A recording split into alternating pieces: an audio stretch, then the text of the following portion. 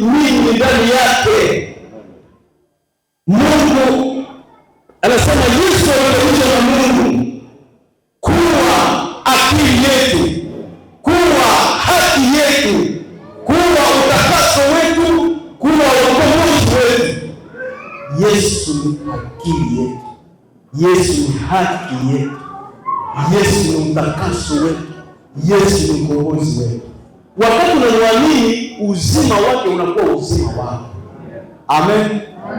Tabia zake zinakuwa zako. Unapoamini damu yake, uzima wa Yesu unakuwa uzima wako.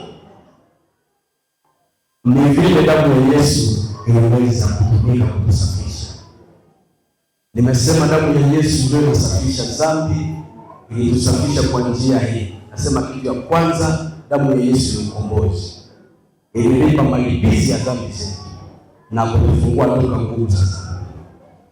Nasema kitu ya pili, damu ya Yesu inasafisha dhamiri ya mtu ili uchafu yote ya makosa yanayofanyika iweze kuisha, dhamiri iwe safi. Nasema kitu ya tatu, damu ya Yesu inatutransferi uzima wa Yesu. Amen.